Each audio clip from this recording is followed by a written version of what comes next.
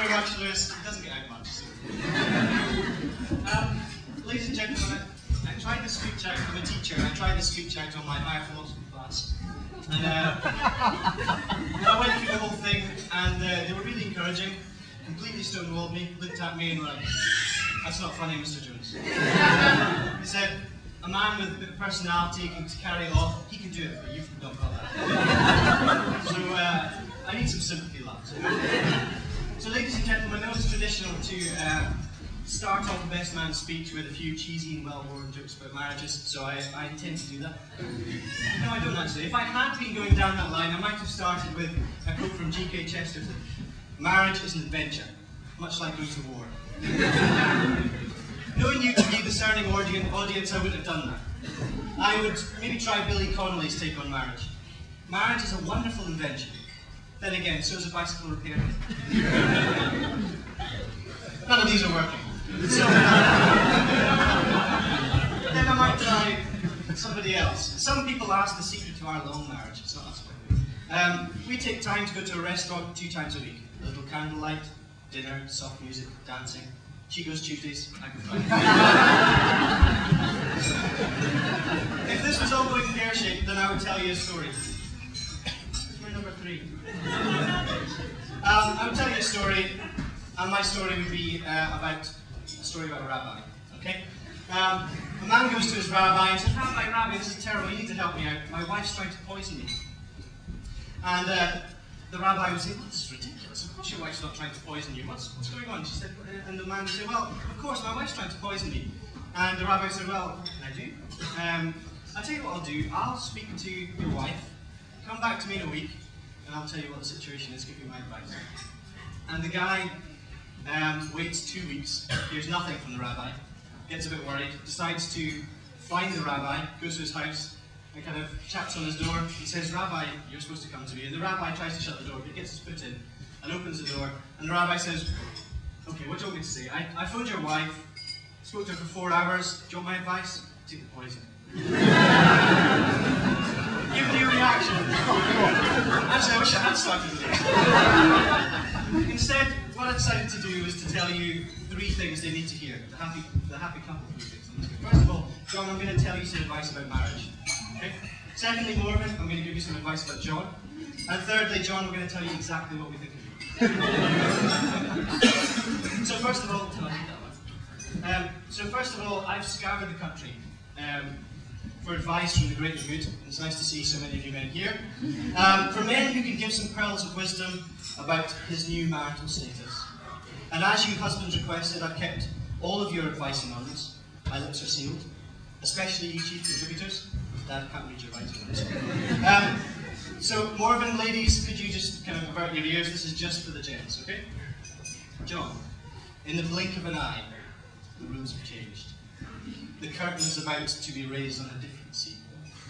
You need to know this. Here are the top 10 tips from these assembled gentlemen. First of all, your wife's opinions are now yours, and you're lucky to have them. Number 2, toilet seats. Thirdly, mother-in-law jokes. They're not funny.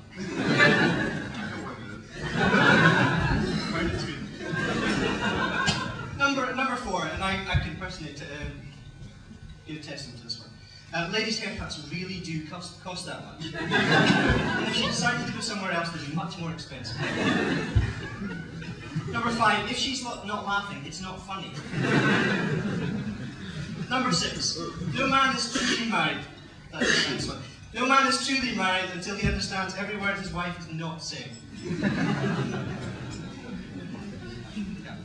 7, set the ground rules, establish who's boss, then do what she says. Number 8, never mention brownie points, okay? Or earning brownie points from the missus. It's like the Masons. We know they exist, but we don't talk about them. But number 9, while we're on the subject, don't make the schoolboy error of trying to stack these brownie points up, okay? They only last for 7 days. And then they're scrapped. And number 10 is now open season on your wardrobe and your dress sets. She's been holding back. Now you know her. Finally, one unnamed but rather wistful comment from a husband. You know what I did before marriage? Anything I wanted to. So that's the right one. Now Morven, I need to tell you a bit about that. I need to help you to understand who you're marrying. And I thought this bit would best be done by telling you a few stories. I've got funny here, but I'm not sure. We'll see. Some of which may not be familiar to you. And I think this little selection sums up his qualities. You know, all the things that you women look for in a good husband. Character, even temper, organisation, tidiness, and career. Okay? So character is of obvious importance. John, we understand, has been a popular but modest fellow down the years. Okay? The path to his door is well trodden. But on one particular year, he got pretty fed up with Valentine's Day because there was tons of cards coming. So he decided from behind the house to fire his garden hose over the house towards the assembled company who were posting the Valentine's cards through his door. That is a true story, apparently.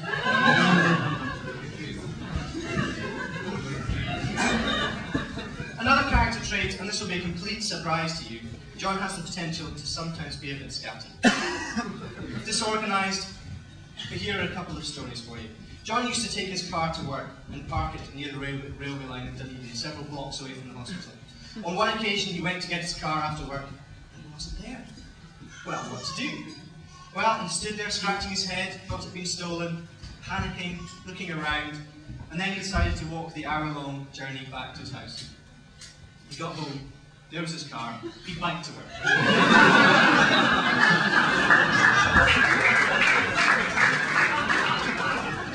On the same theme, we move on to generosity. After an exam in Melbourne, John decided to lend his jacket to a friend. It's nice, isn't it? And then he flew back to Dunedin, took a taxi to the door, reached into his jacket pocket to get his keys, reached into his jacket pocket to get his keys. The keys were with his jacket, which was with his friend in Melbourne. Okay? Another hugely important area is even temper.